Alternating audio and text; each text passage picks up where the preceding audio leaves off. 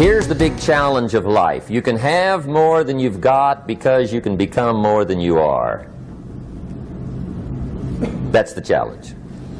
And of course the other side of the coin reads, unless you change how you are, you'll always have what you got. I have found in my experience that income does not far exceed personal development. Now sometimes income takes a lucky jump, but sure enough, unless you grow out where it is, it'll usually come back where you are. Life has strange ways. If somebody hands you $1 million, best you become a millionaire quickly, so you get to keep the money. Otherwise, sure enough, it'll disappear. Somebody once said, if you took all the money in the world, divided it up equally among everybody, it would soon all be back in the same pockets. Incredible. Success is something you attract, not something you pursue. Success is looking for a good place to stay. So instead of going after it, you work on yourself. Personal development. See, the major question to ask on the job is not what are you getting. The major question to ask on the job is what are you becoming? See, the big question is not what am I getting paid here. The big question is what am I becoming here? Because true happiness is not contained in what you get. Happiness is contained in what you become. So that's our major subject for tonight, personal development. Of all the assignments Mr. Shoaff gave me at age 25, this was probably the most difficult. In fact, I'm still working on this one. I think it's an unending challenge to see what you can become. The next subject is called basic laws. And it's good to study the basics. And I call these basics primarily because they come from the Bible. Now, I'm not a theologian or a minister, and that'll be apparent. But Mr. Shoaff taught me that the Bible was a good textbook for ideas and stories and success equations, how to live the better life. I found out that was true. He also taught me that the Bible is as practical as it is spiritual, and I found out that's true. If you look at your bank account and your income and you're not happy, there are several places in the Bible to check to see what the heck's wrong so you can make the changes. And we're going to cover some of those tonight, called basics. Okay. The next subject is my favorite, setting goals. Mr. Shoaff taught me how to set goals. What a favor that was. One morning at breakfast, shortly after I met him, he said, Jim, let me see your current list of goals and let's go over them and talk about them. He said, maybe that's the best way I can help you get a better direction started. And I said, I don't have a list. He said, well, is it out in the car or home somewhere? I said, no, sir. I don't have a list anywhere. He said, well, young man, that's where we got to start. He said, I can tell you right now, if you don't have a list of your goals with you, he said, I can guess your bank balance within a few $100s. Which he did. And that got my attention. I said, you mean my bank balance would change if I had a list of goals? He said, drastically. That day I became a willing student how to set goals. And sure enough, learning how to set goals changed my life. And I often wondered why no one had ever taught me how to set goals up until age 25. I went to high school, but if they offered it, I missed it. I went to college for a year, never heard it. I worked for Sears. Really. And to my knowledge, Sears never taught it. Right? How to set goals. So here I am, age 25, married, my family's starting, I've been to college, I'm working, and I still don't know how to set goals. But fortunately, when I was 25, I met the man who taught me how, and it revolutionized my whole life.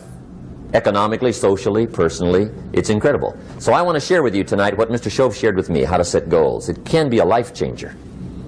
Okay. The next subject is the negative part of the seminar. Life is part negative, so we got to talk about the negative. And this subject is called diseases of attitude. Diseases of attitude. There's a lot of things that can wreck your chances to do well. We live in a rather dangerous world, so you got to be not only wise, you got to be careful. Now, attitude diseases are just as bad as physical diseases, right? High blood pressure, heart trouble. I mean, a lot of things will ace your chances to do well. So you've got to be careful. And attitude diseases are deadly. I mean, they'll destroy all the good things you start. Okay? So we'll go through those attitude diseases, how to spot them, how to look for them, what they are, and the cure. And I'm a pro on these because I've had them all, so I can give you excellent advice on these. Now, the last subject we're going to consider tonight is called the day that turns your life around. The day that turns your life around. And under this subject, we're going to talk about the emotions that can change your life. Human beings are emotional creatures, and emotions are powerful for life change. Now, of course, emotions are so powerful they can go either way on you. Emotions can either build or destroy. So you really have to employ emotions properly. We call civilization the intelligent management of human emotions. If you can intelligently apply your emotions in the right direction, no telling what can happen. Could turn your life around one day would be sufficient. So we'll talk about those. Okay. Now that's a lot to cover in one evening, but we'll keep at it here and see if we can't get it all done. I'd like to have you now jot down the theme of the seminar. Every seminar should have a theme, I guess. We've got one. It's on some of our literature if you happen to notice it, but if you didn't, for your notes, here it is. The theme of the seminar goes like this: the major key to your better future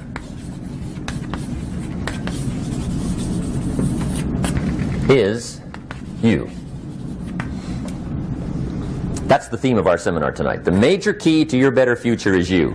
And I'd like to have you underline two words just to give it some added punch. Underline the word major and the word you, so that it reads, the major key to your better future is you. Now, my first suggestion is transfer this to a card or something where you can put it up, where you can see it every day. Preferably put it up where you can see it at the beginning of the day, before you go off to put the day together. This is a good phrase just to glance at, to keep in mind as you're putting the day together. It's called the silent seminar. If you'll just let this talk to you during the day, I found it to be tremendously helpful. The major key to your better future is you. For a big share of my life now, I didn't have this one quite figured out. Among a lot of things I didn't have quite figured out. Many things used to puzzle me back in those early days. I used to wonder why two people could work for the same company, one make twice as much money. Now see, that used to puzzle me. And maybe they were the same age, graduated from the same school, live in the same community, work for the same company, with the same products and the same services. They've got the same traffic, the same problems, and one makes $1,000 a month, the other one makes $2,000 a month. Now that was my puzzling question. Why would this long list be the same and the money twice as much? I asked, what's the difference between $1,000 a month and $2,000 a month? And I don't mean $1,000 a month, right? I could figure that out. But what makes the difference? Why would one person do twice as well, 3 times as well? Speaking economically. Now I know there's more than one way to do well. I understand that. But in this little narrow area called compensation, what's the difference? Well, back then, with my faulty thinking, I'm trying to reason it out. I thought, well, maybe time makes some of the difference, right? Some people do better because they have more time. I used to say, Harold ought to be able to do well. He's got a lot of time. If I had all of Harold's time, I could do well. Now, that's got to be dumb, right? Number one, you can't get somebody else's time. A guy says to me one time, he says, you know, if I had some extra time, I could make some extra money. I said, then forget it. There isn't any extra time. Hey, when the clock strikes 12 midnight, that about wraps it up, right? I mean, you can look around the gongs there for a little more, but it's over. You say to the guy, what are you doing? He says, I'm looking for extra time. See, they'll come and take you away, right? There isn't any more time. Now, if you can't get more time, which you can't, what could you get more of that would make a difference in economic results? And here's the key word. Make it a part of your notes. We're going to consider it tonight. The word is value. And I have a little phrase for your notes. Value makes the difference in results. Value makes the difference. You can't get more time, but you can create more value. Now here's the first lesson of economics. Everybody should learn it from the time they're old enough to understand what a dollar means. How to earn one, how to get one, how to keep one, what to do with it. First lesson of economics. We primarily get paid for value.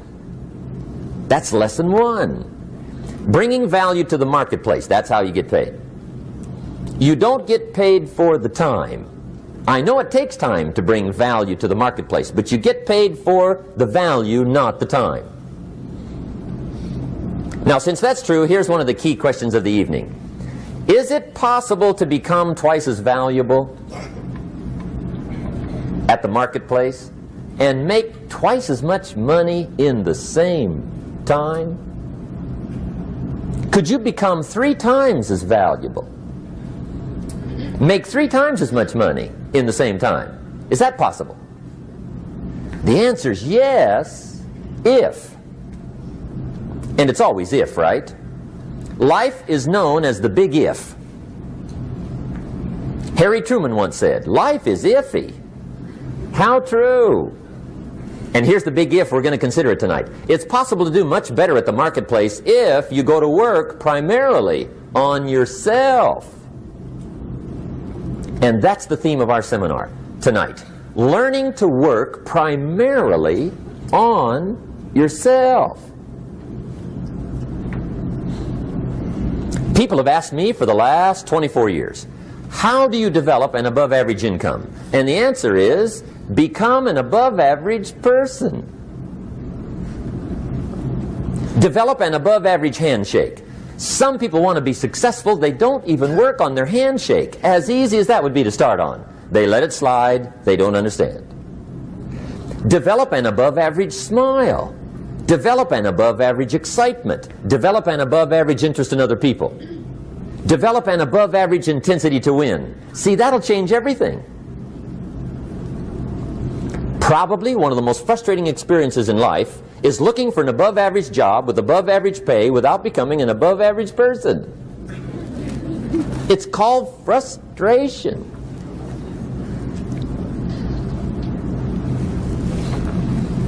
And Mr. Shoaff gave me probably the greatest clue he gave me when I first met him.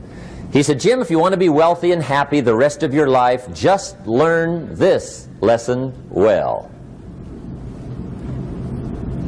He said, learn to work harder on yourself than you do on your job.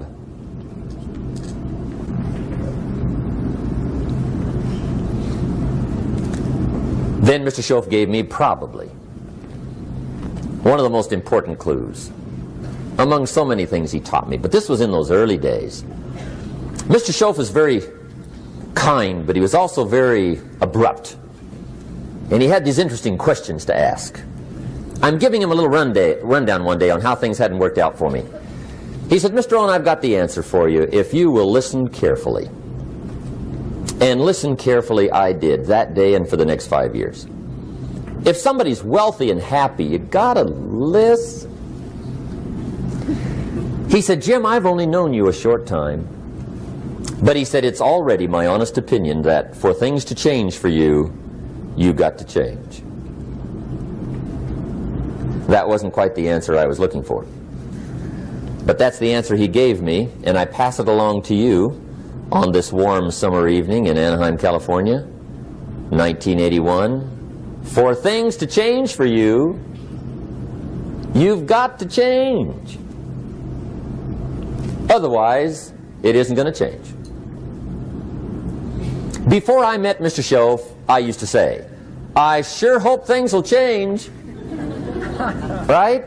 That seemed to be my only hope. If it isn't going to change, I'm in serious trouble. And then I discovered it isn't going to change, so I'm in serious trouble.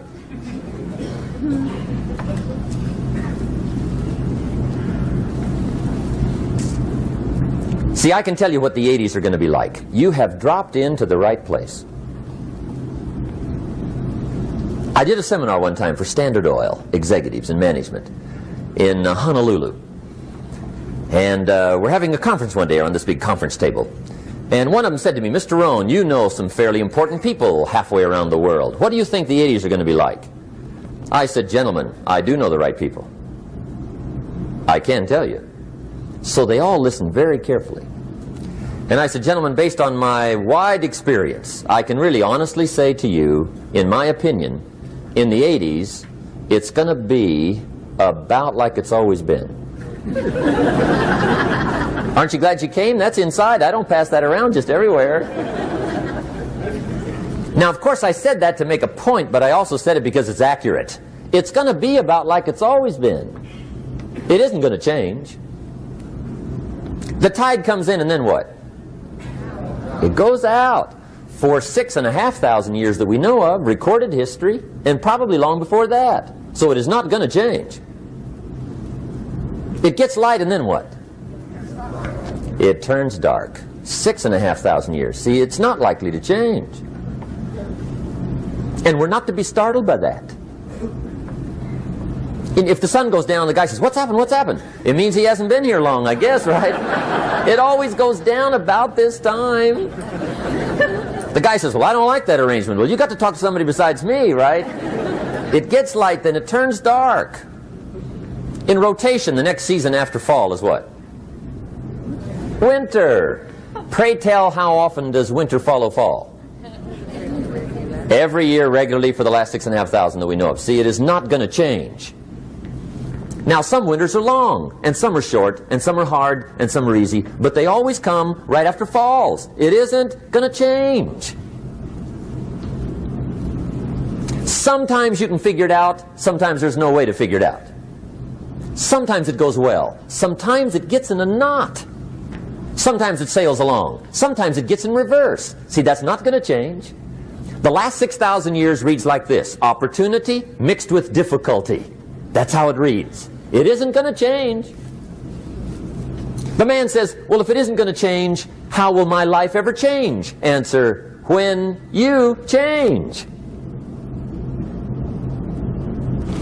And whether I'm talking to high school kids or business executives, my message is always the same. And it goes like this: the only way it gets better for you is when you get better.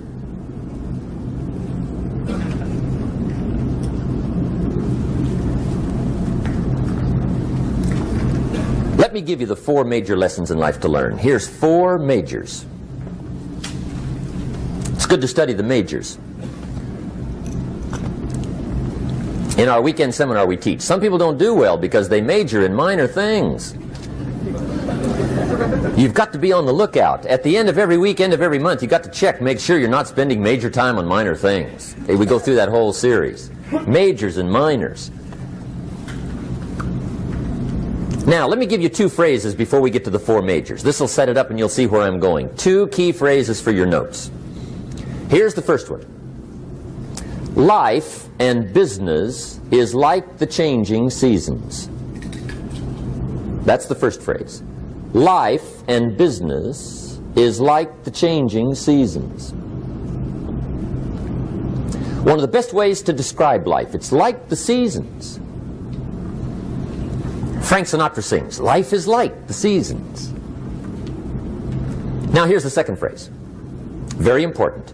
You cannot change the seasons, but you can change yourself. You can't change the seasons, but you can change yourself. And see, that's how life gets better for you, not by chance, but by change. Now, here's the 4 major lessons in life to learn. I've got my first book finished. Came out a couple of weeks ago. This is in it. The 4 major lessons in life to learn. Here they are. Number 1, learn how to handle the winters. That's lesson 1. They come right after falls with regularity. Some are long and some are short and some are hard and some are easy, but they keep coming. You must learn to handle the nights. They come right after days. You must learn to handle difficulty. It comes right after opportunity. You must learn to handle recessions. They always follow progressions. For the last 6,000. See, it isn't going to change. The lesson you must learn is how to handle it. And there's all kinds of winters, right? The winter when you can't figure it out. The winter when it all goes smash. The winter when it turns belly up. The winter when it won't work, when you've run out of money and you've got a broken heart. See, those are winter times. There's all kinds. Economic winters, social winters, personal winters. When your heart is smashed in 1,000 pieces and the nights are unusually long, your prayers seem to go no higher than your head. It's wintertime. Barbara Streisand sings, "It used to be so natural to talk about forever, but used to be's don't count anymore. They just lay on the floor till we sweep them away. You don't sing me love songs, and you don't say you need me, and you don't bring me flowers anymore." A song of winter. But see, the disappointments come. Those are normal. That's part of life. But the question is, how do you handle it? How do you handle the coming winters and the disappointments and the down times? Well, you can't get rid of January by tearing it off the calendar. But here's what you can do. You can get stronger, you can get wiser, and you can get better. The winters won't change, but you can. And that's how life changes for you. See, before I understood, when it was winter, I used to wish it was summer. I didn't understand. When it was hard, I used to wish it was easy. I didn't know. And then Mr. Shoaff gave me a part of his very unique philosophy when he said, "Don't wish it was easier, wish you were better." See, that triggered my whole life change. Don't wish for less problems. Wish for more skills. Don't wish for less challenge. Wish for more wisdom. That's the key. So that's lesson 1. Learn how to handle the winters. Here's lesson 2. Learn how to take advantage of the spring. That's the second one. Spring is called opportunity. And spring follows winter. What a great place for it. If you were going to put it somewhere, that'd be the place to put it, right after winter. And pray tell, how often does spring follow winter? Every year with regularity, 6,000. You can almost count on it. See, opportunity always comes. Days follow nights. Isn't that terrific? Opportunity follows difficulty. But here's what you must learn to do. Underline these 2 words in that key phrase. Take advantage. Underline those 2. You must learn to take advantage of the spring. See, just because spring rolls around is no sign you're going to look good come fall. You got to do something with it. In fact, you have to get good at one of 2 things in life. Planting in the spring or begging in the fall. Or get somebody to do it for you. See, those are about the only alternatives.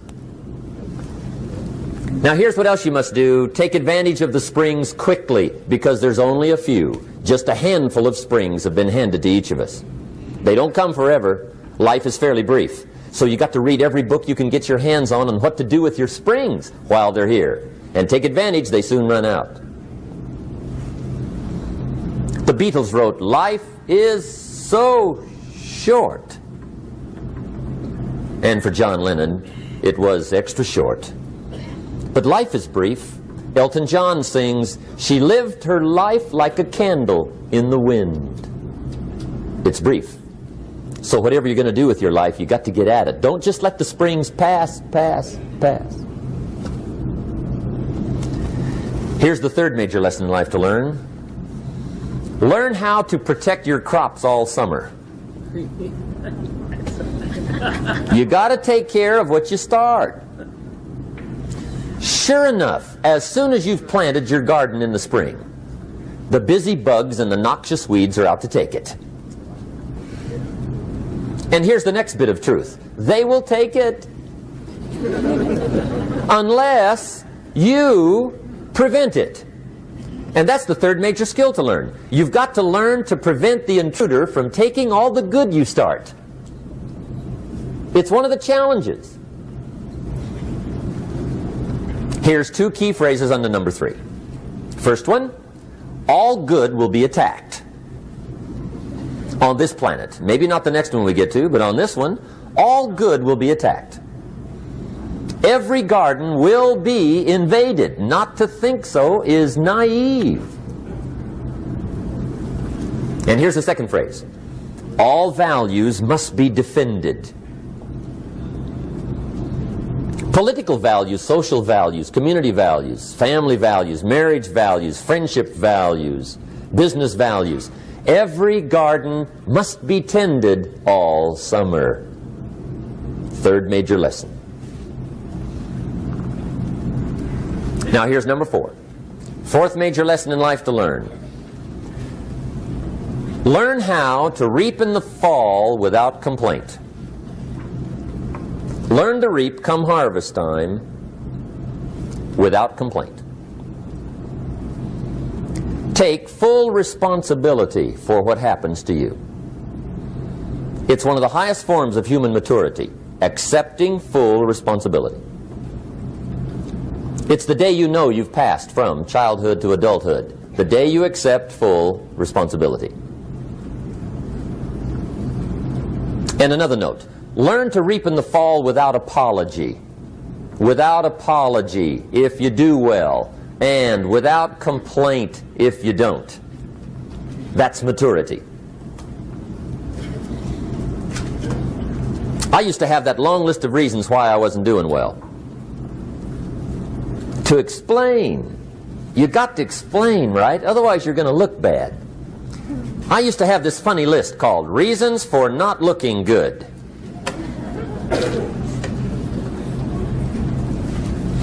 I used to blame the government. I mean, you can believe that or not. It was at the top of my list. I had a lecture second to none. The government. That was on my list. I used to blame taxes. Look what you got left after they take everything. And they expect you to do well. That was on my list there. Prices, that one's easy, right? You walk into the supermarket with $20, come out with a little half bag. So I had that on my list. I used to blame the weather. I blamed the traffic. I used to blame my car. I blamed the manufacturers. I used to blame the company. I blamed company policy. I used to blame the training program. I blame my negative relatives. They were always putting me down. I blame my cynical neighbors. They're just selfish, looking out for themselves. Won't loan you money? They were on my list.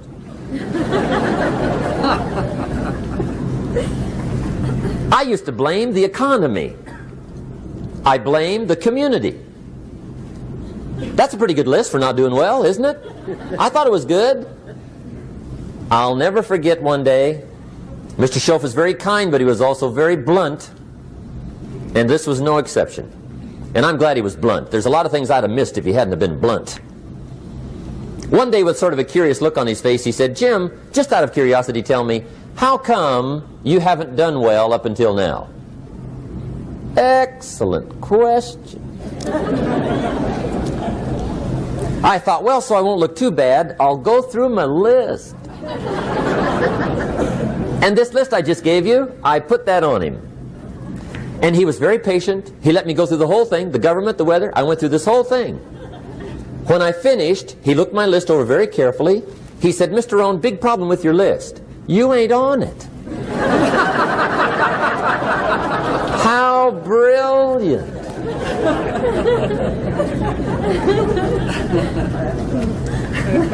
When I went to work for him a few months later, I learned very quickly to tear up my list, reasons for not doing well, and I threw it away. And I got me a fresh piece of paper. And I put one word on it. Me. There's a Black Heritage spiritual that says, "It's not my mother nor my father, nor my brother nor my sister, but it's me, O Lord, standing in the need of prayer." See, I used to blame everything outside. And then let me give you a little philosophy that helped turn my life around. For your notes, here it is. It's not what happens that determines the quality or the quantity of your life. It's not what happens. And the reason is because what happens happens to about everybody. No different.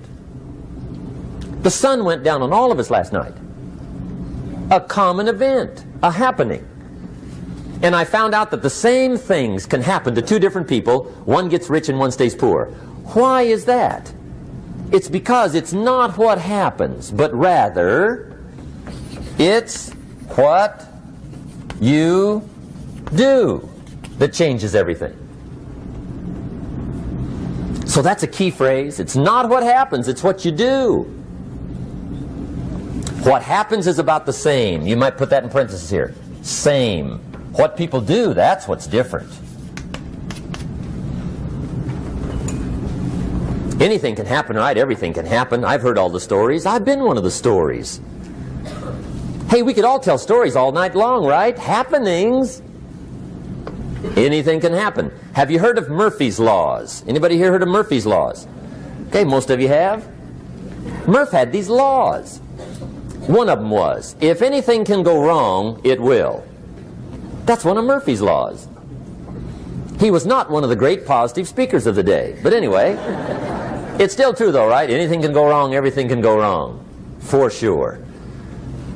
I've fallen out of the sky so many times. Once to the tune of a couple of million. Devastating. Took me a while to survive that one. Now, it wasn't all that much, but it was all I had. Right? I mean, that's when it's much, right? When it's all you got. If you got 3, 2 go, you got 1 left, you ain't looking that bad. But when it all goes. Has anybody been there when it all went? Anybody? Come on, the rest of you liars. Go ahead. Hey, we've all been there, right? When it all went. Of course, it used to be a long time ago, right? When you ran out of money, got to 0, you were all through. Heck, now you can whistle right on by 0, right? I mean, they will bury you. That's what they will do.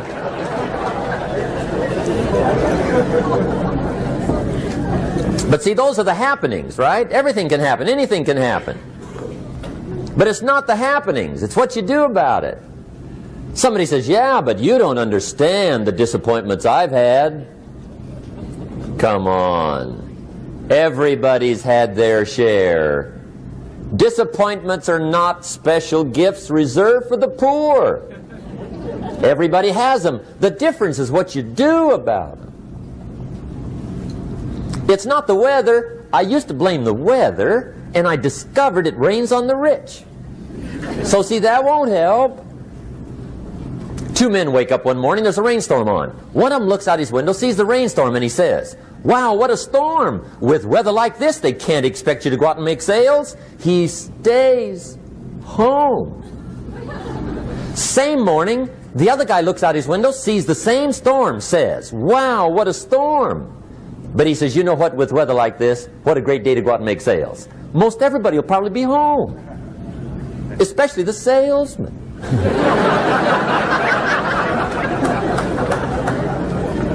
See, that's the difference in how your life works out. It's not what happens, it's what you do. So here's one of the key questions of the evening. Starting tomorrow, what are you going to do that'll make a change in your life's direction? Good question. What are you going to do starting tomorrow that'll make a difference? Now see, if you don't do something starting tomorrow that'll make a difference, guess what? It's gonna be the same.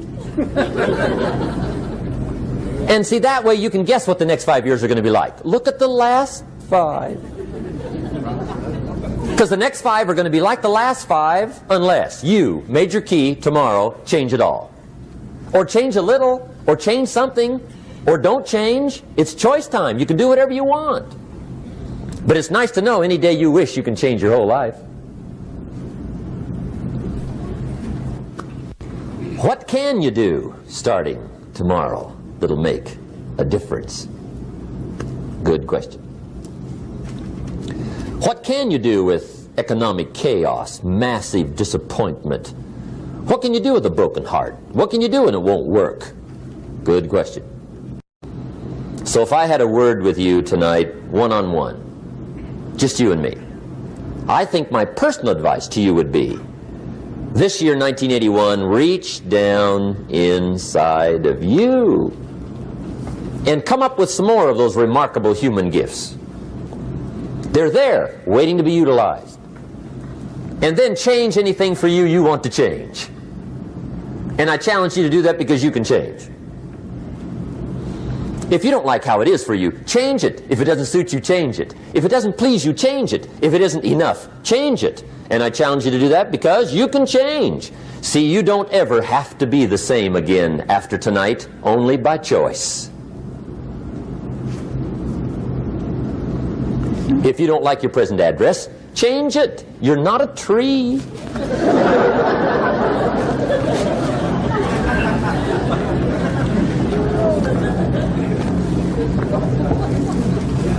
Now, let me give you 3 steps to personal development. Let's get down to the nitty-gritty. What does it take to really make the changes starting tomorrow? It takes more than philosophical pronouncement. I know that. It also takes more than enthusiasm. I know we're hearing a lot about enthusiasm these days, but see, that just won't do the job. We're still hearing the old cliches of the 30s, right? To be enthusiastic, you must act enthusiastic. But see, that's not going to help. After you have leaped about, there are some things you got to do, or it isn't going to change. See, you can get all excited about lifting 200 pounds till you get to the gym. And then you need a new excitement. And the new excitement is called discipline. Major step to human progress. Discipline. If there's one thing to get excited over, that's it. Get excited over your ability to make yourself do the necessary things.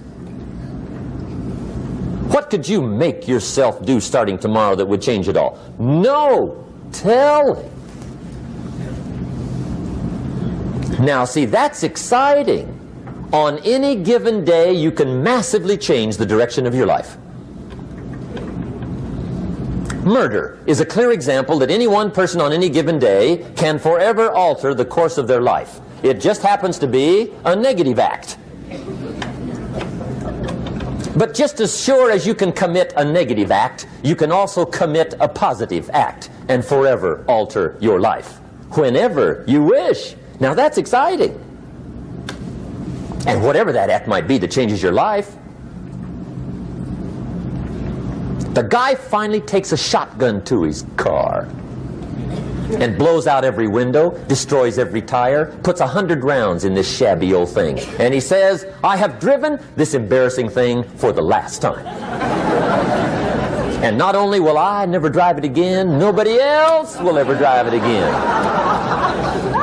And he lets that shuddering thing stand there for a while as a monument to the day he said, today my life changes. Now who can do that? Anybody. When can you do it? Whatever day you pick.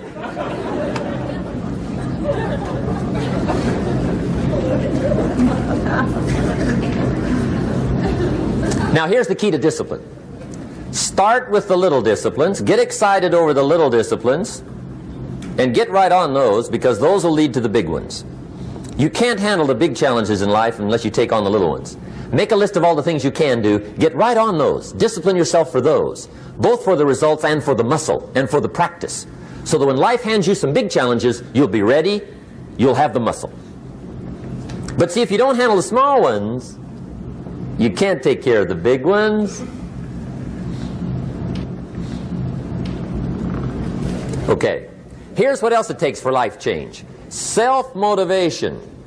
Key phrase, self-motivation. I don't know why we call it self-motivation. It's really the only kind there is. You've got to motivate yourself. Because I found out you can't change people. They can change themselves, but you can't change them. Lord knows some I've tried. But see, it won't work. People have to change themselves. I learned some of those lessons early. I built a little sales organization way back in those early days. I'm 25. And I had some nice people. I said, I'm going to make these people successful if it kills me. I almost died, right? I mean, you can't do that.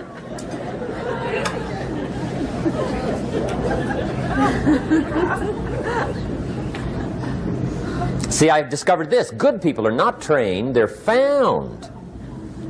You find good people. You don't make them good, you find them good.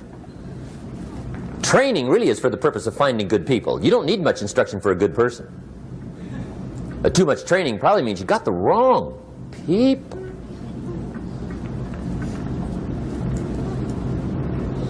So you got to find the right people. That's the key to getting a good job done. One of the major things we learn in management, lesson 1, don't send your ducks to Eagle School.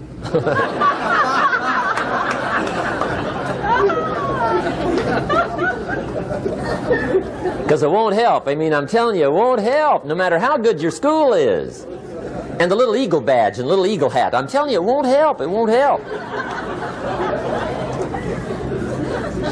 You can tell whether your school's done any good, right, is when it's over, right? The duck goes for his first rabbit and makes him a friend. You say, no, no, no. Anyway, so it takes self-motivation to really alter your life. And you don't want to give self-motivation away to somebody else and make it somebody else motivating you. The guy says, boy, if somebody just come by and turn me on. What if they don't show up? Right? See, you got to have a better plan for your life. Okay. Now, if you're excited and you're ready to change, let me give you 3 steps to start life change that can change your life, your personality, your lifestyle, everything can change. Here's the steps. Number 1, find out how things work. The first key to doing better is find out. To change your life, really, you need ideas. There isn't anything an idea can't change. And Shoaff taught me the major problem is lack of an idea, not a problem.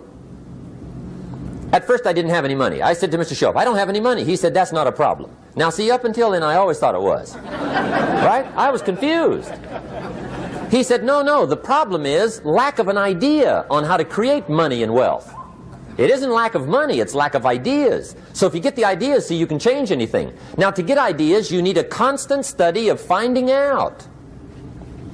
Now Shoaff also said, when you find out something that works, put the information in your journal. Don't use your head for a filing cabinet. Put it in your journal so that you can do the next best thing. Repetition, repetition, repetition. Go over it. And if you repeat it, go over it, sure enough, someday, some mysterious day, the idea takes root, starts to grow, and shows up in your bank account, and your dress, and your personality, and your lifestyle. But capture the ideas in your journal. Find out how things work. Shoaff gave me this word for my life change. He said, study. Great word. If you wish to be successful, study success. If you wish to be happy, study happiness. If you wish to be wealthy, study wealth. Don't leave it to chance. Make it a study. Some people just go through the day with their fingers crossed. See, that won't do it. You've got to study the things that can change your economic, social, spiritual, personal life. Now here's a qualifying phrase. And we'll have several of these qualifying phrases throughout the seminar. Here's the first one. You may not be able to do all you find out. I understand that. You may not be able to do all you find out, but you should find out all you can do. See, you don't want to wind up at the end of your life and discover that you've lived only 1/10 of it. And the other 9/10 went down the drain. Not for lack of opportunity, for lack of information. So that's number 1, find out how things work. Now here's the best human virtue for finding out. Curiosity. Make a note of that. Curiosity. Be curious. You might add a word to it that'll help. Childish curiosity.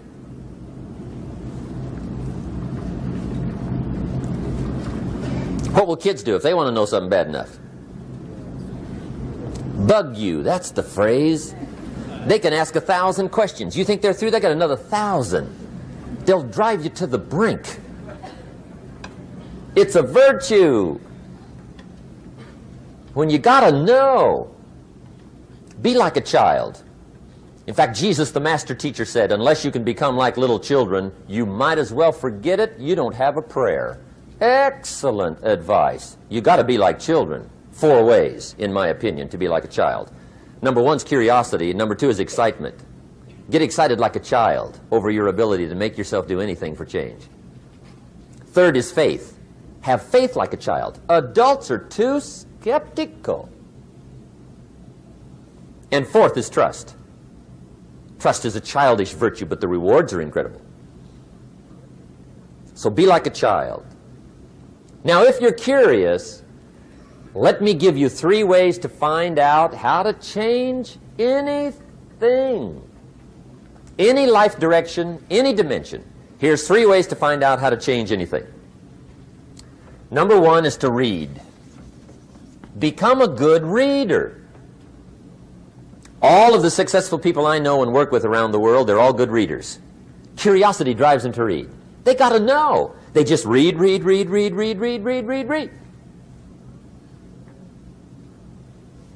Become a good reader.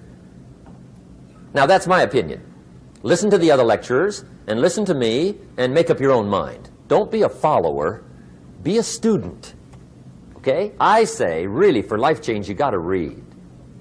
One way to learn is from your own experiences, but another way to learn is from other people's experiences. See, one book might save you 5 years if you read it. Did you know there's books on how to be stronger, more decisive, be a speaker, be a leader, have a better effect on other people, develop your personality? Did you know there's books on that? And people don't read them?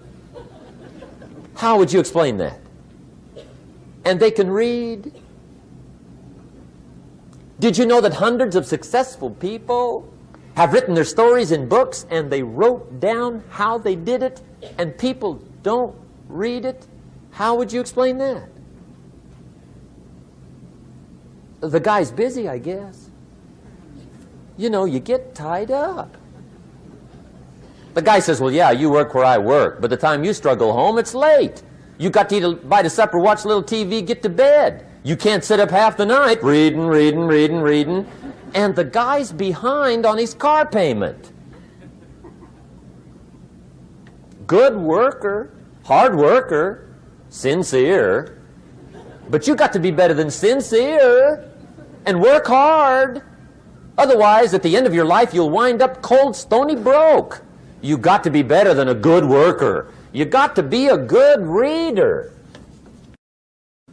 The whole world is governed by laws. The universe, in fact. Laws. We call it the law of electricity. We call it the law of gravity. There's mathematical laws. There's physical laws. Speed and velocity laws. Agricultural laws. There's all kinds of laws. Now that we find ourselves on the spinning planet, you just have to learn what I call the setup. Learn the setup. Life's setup. Now, we didn't set it up, but we're here, so you got to learn it. And we should learn the setup for 2 basic reasons. Number 1, to keep from getting hurt. It's one of the major reasons for learning, so you won't get hurt. See, economically, socially, personally, you can get hurt just not knowing. Ignorance is not bliss. Ignorance is poverty. Ignorance is tragedy. You got to know or you're going to get hurt. It's good to know not to walk out the 10-story window. That's excellent information. Now, what if a guy didn't know and he walks out? Now he's dead at the bottom. Somebody says, well, the poor guy didn't know. You got to know or you're going to get hurt. Okay. Now, here's a parenthesis. You don't have to like the setup. I don't ask you to like how it is. That's not what's important. But it is important to learn how it is. Okay? So you don't have to like it, but you should learn it. That's what I tell the kids, right? Make sure you get the information. What you think about it, that's up to you. What you're going to do with it, that'll soon be up to you. But make sure you get it. See, there's nothing worse than being stupid. Nothing. I mean, being broke is bad, but being stupid is awful. And what's really bad is being broke and stupid, right? That's about the end of the world. I mean, there isn't anything much worse than that. Unless you're sick. Sick, broken, stupid. I mean, that is it, right? There's nowhere else to go. So make sure you get the information. It's key. You don't have to like it, but learn it. If this big monstrous thing lifts up in the sky, hangs there for a little while, cuts loose, comes crashing down, boom, shakes the ground for 5 miles. And then this big monstrous thing lifts back up in the sky, hangs there for a little while, cuts loose again, comes crashing down, boom, shakes the ground for 5 miles. It just keeps doing it, this big monstrous thing, lifting up and then crashing down, boom. Now, you might come along one day and say, that's got to be a stupid arrangement, which is okay. You're entitled to your opinion. But the first thing you should learn to do is get out from under it, right? That's number one. You might have a great moral argument. You might want to shake your finger at the sky, but do it from over there, right? So you don't get smashed. It's called your basic smart. So number one, learn so you won't get hurt. Whether you like it or not, learn. Now here's the second reason for learning, the setup, to benefit. It's called the plus of life. And that's what life is, right? Both minus and plus. The minus is tragedy, heartache, misery, failure, unhappiness. But life is also happiness, prosperity, good feelings. So here's the key. Learn to get on the good side of the way things work.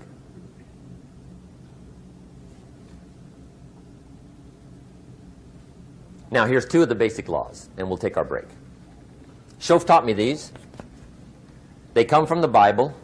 Now, again, I'm an amateur, okay? When it comes to the Bible, I'm not a pro. So you'll sort of have to take my way of putting it. But here they are. The first one is the law of use. The law of use. And it goes something like this. Whatever you don't use, you lose. Lack of use causes loss.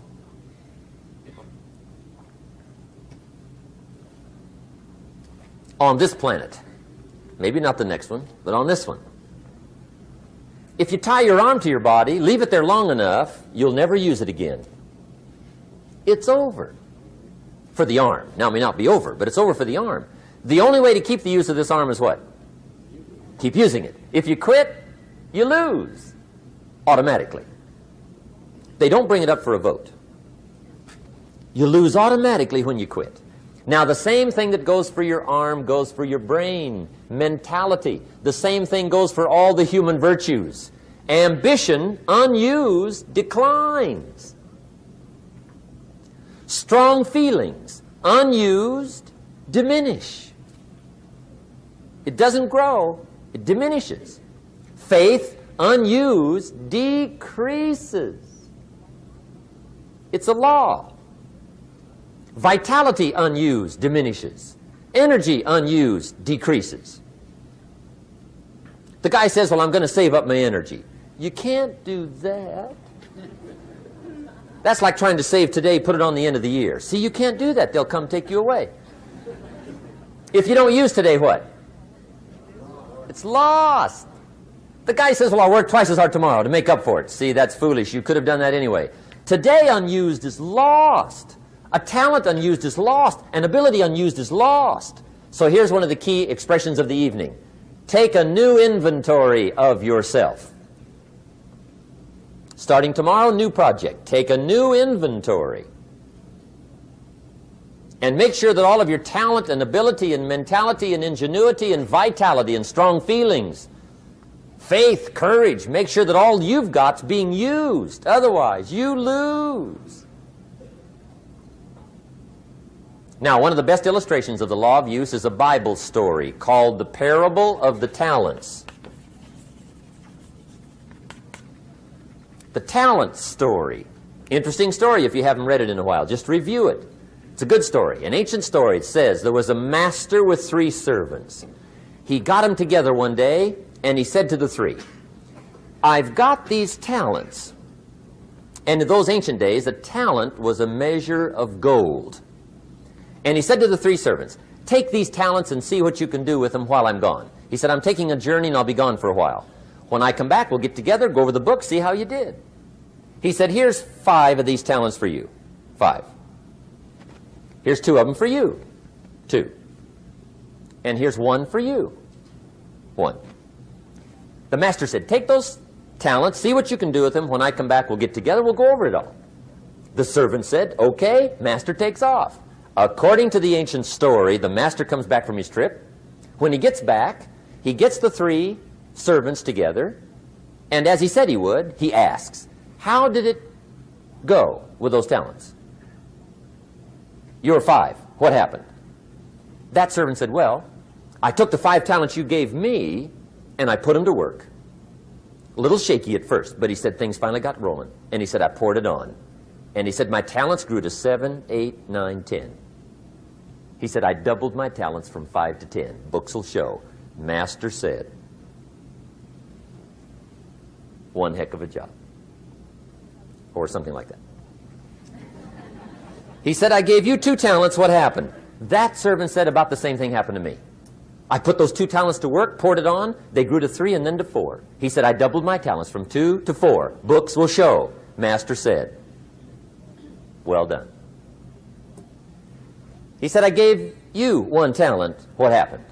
That servant said, well, I took the talent you gave me, and I carefully wrapped it, and I dug a hole and buried it.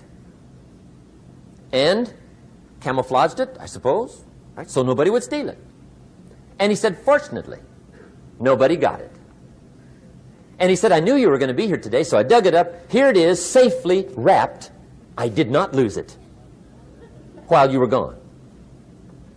According to the ancient story, the master said, take that talent away from him and give it to the man that's got 10. Now you might say, well, I don't like that arrangement. The poor guy's only got 1 talent. He's already got 10. It ought to be more even. Remember, I didn't ask you to like it. But this one I would ask you to learn, because it simply means whatever you do not employ, you forfeit. It's a law. So learn well the law of use. Now here's the second one, and we're going to take our break. Second law from the Bible. This one we've heard since we were small, I'm sure. It's called the law of sowing and reaping. In fact, we've probably heard it so often we could quote it. It says, whatever you sow, what? You shall reap. Fairly blunt, hopefully clear. Here's my first suggestion on the law of sowing and reaping. Don't try to beat it. You might as well try sitting on the sun in the morning. Keep it from coming up. You'll have better luck. Whatever you sow, you reap. Now, for a fair share of my life, I'm a bit mixed up on how all this applies. Among a lot of things I was mixed up on. I knew I wasn't reaping too good. That I understood. My problem was I was confused about what was causing it. Remember me with the funny list? I thought those are the reasons why it isn't working out well. And then Mr. Shoaff gave me the clue that helped me figure it all out. He said, Mr. Rohn, I have another answer for you. There's another way to quote this law that'll show you where the problem is so you can go to work on it right away. All you need to know is where the problem is. Then you can go to work on it. So he quoted me the law another way, and I found out what my problem was. Here's the way you quote the law. Whatever you reap is what you've sown. Now I knew what my problem was. Whatever you reap is what you've sown. If you don't like the crop, who do you look up? Answer, whoever planted it. And where do you find who planted your crop? Answer, in the mirror. What I finally learned to do come fall was to go to the mirror. That's where you go. And if necessary, you say, a few skinny carrots? I got to be unimpressed. Where were you last spring? Asleep. Didn't you read the books? Did you break your hoe? Let me give you 7 key points to the law of sowing and reaping. Let's tick right down through the list of 7, and it'll be break time. 7 points to sowing and reaping. Here's part of the philosophy that really helped me to make some changes in life direction. Number 1, the law of sowing and reaping is negative. That's number 1, which simply means if you sow bad, you reap bad. Now, this is kind of 3rd grade, but it doesn't hurt to go over the basics. If you plant thistle seeds, you don't get pumpkins. Honest, no use looking for pumpkins. John says, how come no pumpkins? Come on, John. The law's negative. That's how come. Now, here's number 2. The law's positive, which simply means if you sow good, you reap good. If you plant pumpkin seeds, you don't get thistles.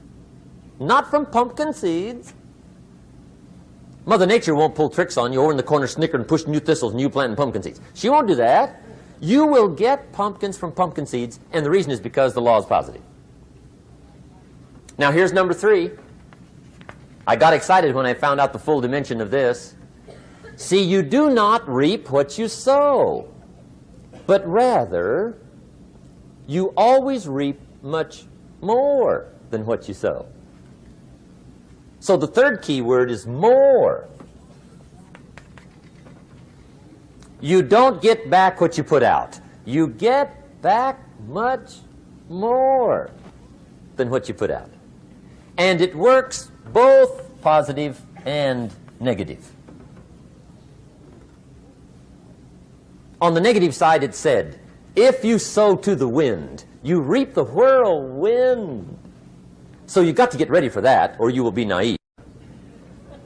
See, anybody can, whether you will or not. See, that's the question. And here's a good question to ask. We are all buying somebody's plan. The question is, whose? Who's got you talked into doing what you're doing? Who's got you talked into your present plan? See, 10 years from now, you will surely arrive. The question is, where? But see, anybody, if you want to, can go searching for a good plan, pick it, and start working it. And sure enough, as the time passes, as it surely will 5 years from now, 10 years from now, then you'll be winding up wearing what you want to wear, driving what you want to drive, living where you want to live, become what you want to become. But now's the time to fix the next 10 years. And who can? Anybody. Here's number 6. The 6th key to sowing and reaping. This is leveling with you now, as we promised to do. There's one thing better than the truth, and that's the whole truth. And here's part of the whole truth of the law of sowing and reaping. Number 6 is, you could lose. There are times when you just lose, no matter what you do. It's that kind of planet. You reap what you sow. Yes, but... what does that mean? Yes, but... well, the farmer plants his crop in the spring, takes care of it all summer, loves his family, works 10, 12 hours a day, 6, 7 days a week, is an honorable man. Come fall, he's got a beautiful crop, and he deserves every bit of it. But the day before he sends the combines into the field, a hailstorm comes along and beats it all in the ground, which means you lose. Somebody says, well, what did he do wrong? Answer, nothing. It's just that kind of planet. Sometimes it's going to hail on your crop and rain on your parade, so you got to get ready for that or you will be naive. That's just part of the life arrangement. And don't press me why. I was not in on some of the original decisions here, so I don't know how it got set up. But there's just times, sometimes you lose. That's part of life. But now here's number 7. The 7th key to sowing and reaping. And it goes like this. It's just another way to quote the same law. And it goes like this. If you don't sow, that's just another way to quote the law. If you don't sow, what? You don't reap. You don't even have a chance. So if you looked at your game plan tomorrow, you might come to the quick conclusion, I got to get some sowing going. How true. Get you some sowing going. And remember, you've got plenty of time. You've got all the time there is. Some people spend enough TV time to make a fortune. The latest article on television watching in this country, according to the latest article, the average television is on in this country in every household 7 hours a day, called the Big 7. I asked a guy one time what his TV cost. He said about $450. I said, you forgot to look at the price tag. He said, what do you mean? I knew he was a TV watcher. I said, that television costs you, in my opinion, at least $12,000 a year. To watch it, not to own it. Owning it's cheap. Watching it is what's expensive. And I said, hey, $12,000 a year is too much to pay to watch TV. That's too much. Pay a little, but not $12,000. And he's the guy that said, I hope pay TV never comes.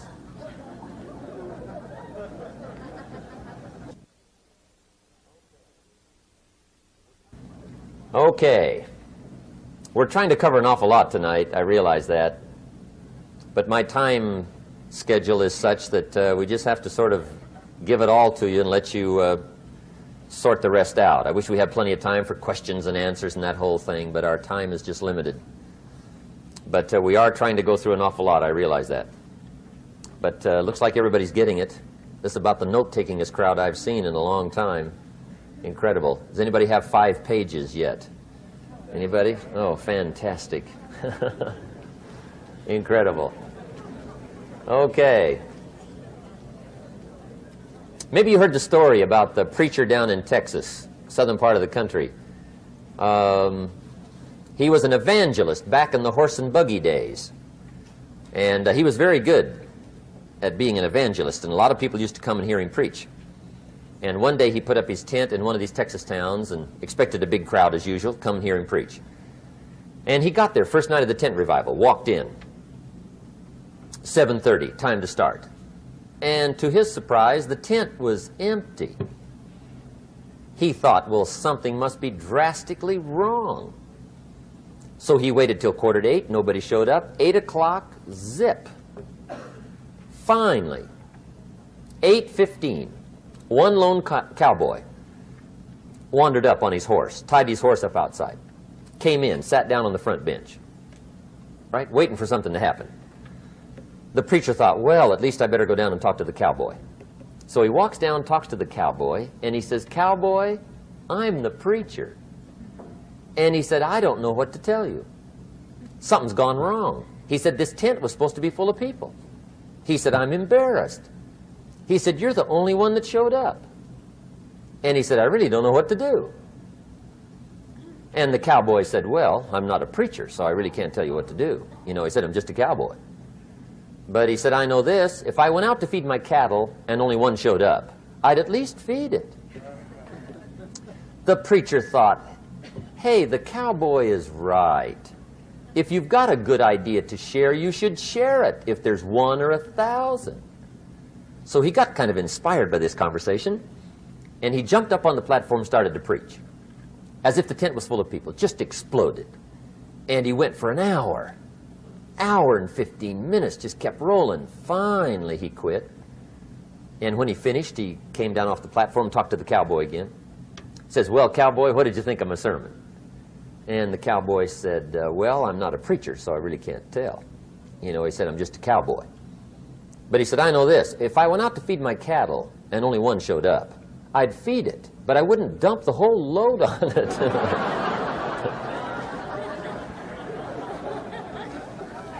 So anyway, if it seems like we're dumping the whole load tonight, I guess we are. But gosh, everybody's doing well. I'm having a good time. I appreciate the response here tonight. Okay, the next subject is setting goals. Let me show you what turned my life every way but loose. Mr. Shoaff dropped this idea on me, changed me completely. Setting goals. Here's what can easily happen if you don't set goals. It's easy to let life deteriorate into making a living instead of designing a life. And we all have a choice. Make a living or design a life. It's easy to get trapped by economic necessity and settle for existence rather than substance. That's easy. But the best advice I can give you on how to break out of that trap is to learn how to set goals. Mr. Shoaff put it to me this way. He said, Jim, if you had enough reasons, you could do the most incredible things. I never forgot how he put that. If you have enough reasons. See, reasons will change your whole life. Mr. Shoaff said to me, he said, Mr. Rohn, I think you've got plenty of intelligence, you've got plenty of talent, you've got plenty of ability. Probably what you lack is plenty of reasons. He said, I don't think your current bank balance is a true indication of your level of intelligence.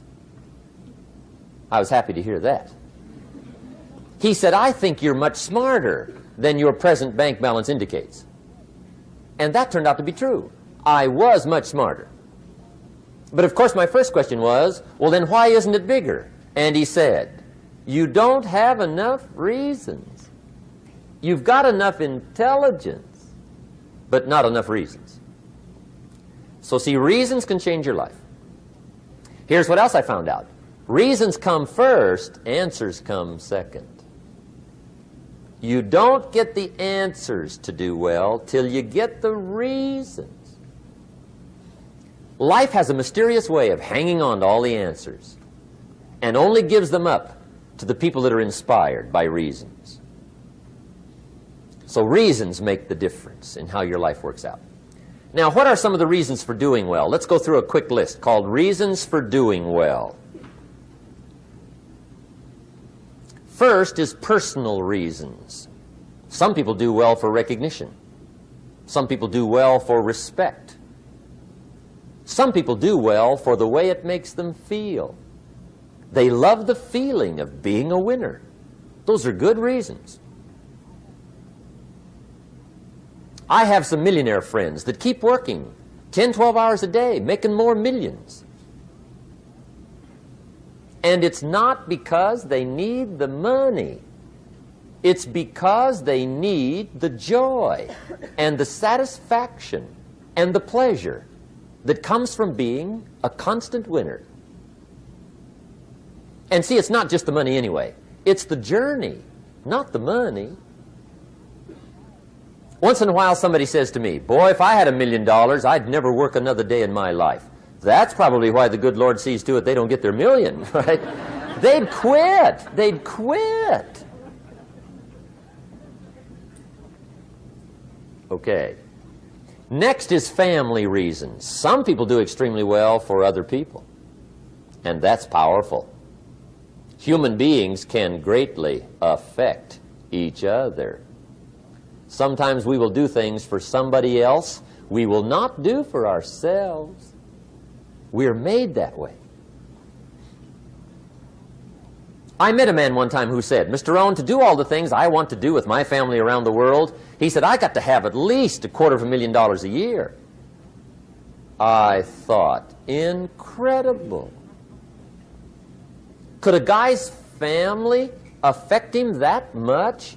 And the answer is, of course. How fortunate are the people that find themselves greatly affected by somebody for personal achievement. And we are affected. The writer of a recent song said, "If not for you, the winter would hold no spring, couldn't hear a robin sing.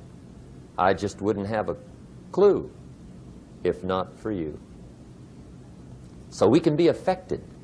That might be one of the most stimulating reasons to do well, finding somebody. When Andrew Carnegie died, the wee little Scotsman that built the big steel industry, when he died, they opened up his desk, and in one of the desk drawers, they found a slip of paper. On that piece of paper, Mr. Carnegie had written his goal for his life, and he wrote it when he was in his 20s. And on that piece of paper, it said, "I'm going to spend the first half of my life accumulating money. I'm going to spend the last half of my life giving it all away." What a goal. He got so inspired by that goal that the first half of his life, he accumulated $450 million. And the last half of his life, he gave it all away. Good question tonight. What's got you turned on? What's got you bombed out of sight to get up early and stay up late and hit it all day? Next question. What's got you turned off? When I found the answers to those two questions, my life exploded into change. I finally found out what had me turned off, and I got that cured. And then I got me a long enough list of reasons to turn me on. And once the lights went on for me, age 25, they've never gone out. I've fallen out of the sky a few times, but I've never lost that drive to make something unique out of my life. See, reasons altered my whole life. Now, there's another list of reasons called nitty-gritty. Hard little reasons. Sometimes those little reasons are the most powerful reasons that can change your life. Sometimes it doesn't take much. I now carry several $100s in my money clip. It's only a few $100s, but it was one of those reasons turned my life around. Just before I met Mr. Shoaff, I heard a knock at the door. I go to the door, and there's a little girl standing there about this tall selling Girl Scout cookies. And she gave me one of the finest sales presentations I've ever heard. Special deal, several flavors, this whole package of stuff, $2. And with a big smile, she very politely asked me to buy. And I wanted to. Big problem. I'm broke. I don't have $2. And to this day, I can remember the pain and the embarrassment. I'm a father. I'm a husband. I've been to college. I'm working. I'm 25. I don't have $2. And I didn't want to tell her that for some reason. So I did what I thought was next best. I lied to her. I said, "Hey, look, I've already bought lots of Girl Scout cookies. I've still got plenty stacked in the house," which was not true. But it seemed to get me off the hook for the moment. She said, "Well, gosh, that's wonderful. Thank you very much." And she went away. When she left, I closed the door, and that was the day I said to myself, I don't want to live like this anymore. I've had it with lying, and I've had it with being broke. I'm never going to let this happen to me ever again. I promised that day I would work as hard as possible and would always carry plenty. It took me a little while, but now I do. It was one of those reasons. And I guess I carry plenty for two reasons. One is the way it makes me feel, but also in case I bump into another Girl Scout selling cookies. Right? I'm ready.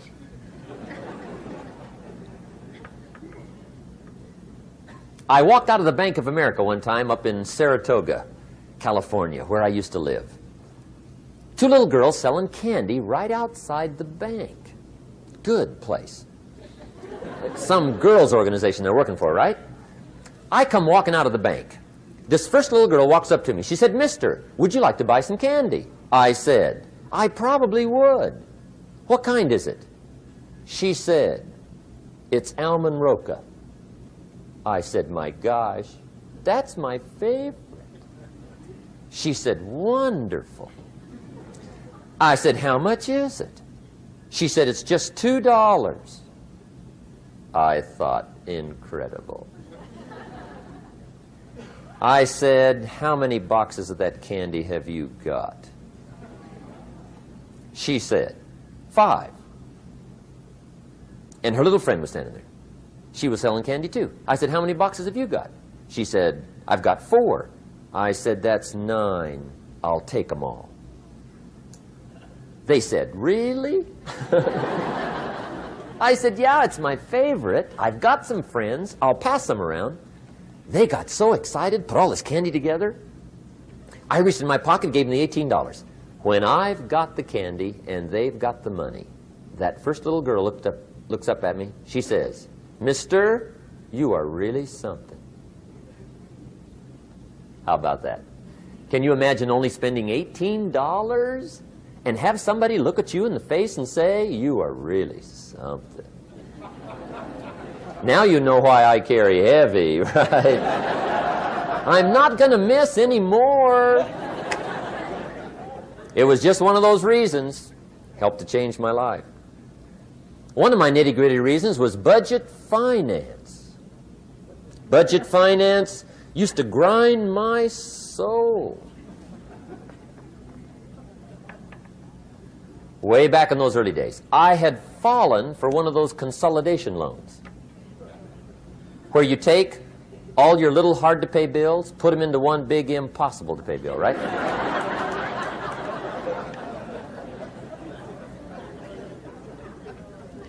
I would get 4 or 5 payments behind. This one guy used to call me day and night.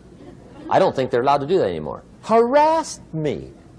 Threatened to run me in front of the judge. Threatened to ruin my credit. Threatened to embarrass my family. One day he said, "We're going to come get your car, drag it rear end up down the street in front of your neighbors." The guy even called me a flake. And back in those days, I'm broke, I'm pitiful, there's nothing I can do about it. But I never forgot how the guy treated me. And when I met Mr. Shoaff and I got my life straightened out and the money started to flow, that was one of my first projects, budget finance. I poured it on day and night. I finally put all the money together I owed him, which was considerable. I picked a day for the payoff. And when the payoff day came, I put the money in small bills in a big briefcase. And I walked into the budget finance office on Wilshire Boulevard in Los Angeles. The guy who harassed me so often, his desk was about 3 back. I walked right up to his desk, startled him. He wondered what I was doing there. It was the first time I'd been there since I'd borrowed the money, right? Without saying a word, I opened up this briefcase, dumped this pile of money all over his desk. I said, "Count it. It's all there. I will never be back." And I turned around and stormed out. Now, that might not be noble, but if you haven't tried it, you've got to one time.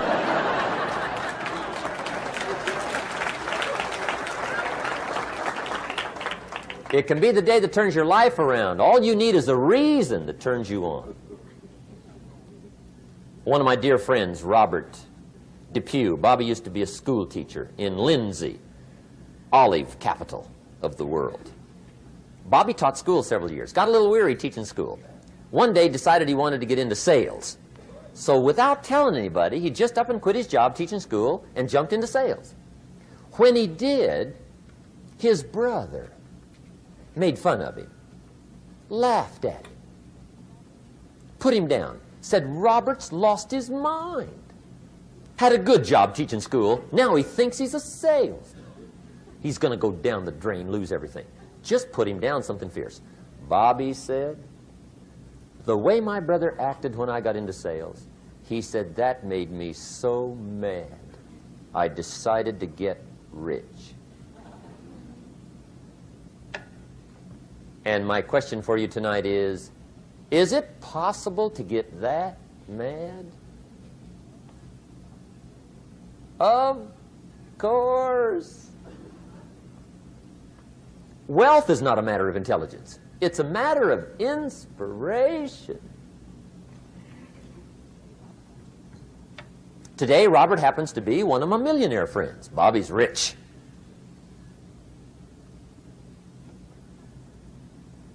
Frank Sinatra said one time, the best revenge is massive success.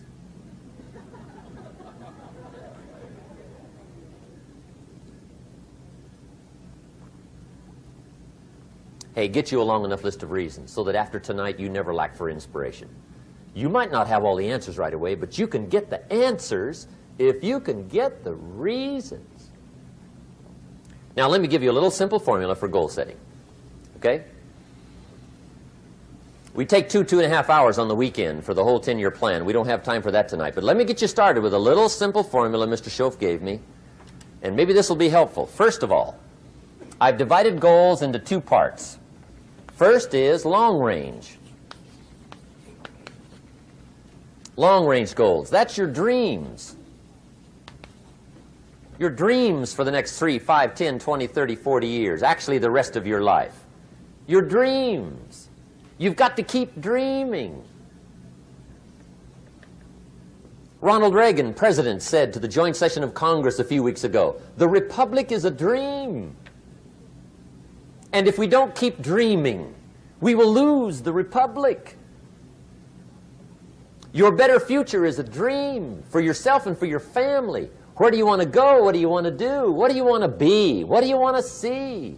You've got to dream dreams. There's a Bible phrase that says, without dreams and visions, people perish. You've got to have something to go for that inspires the heart and the soul. Dreams. From the children of Sanchez, it says, take the crumbs from starving soldiers, they won't die.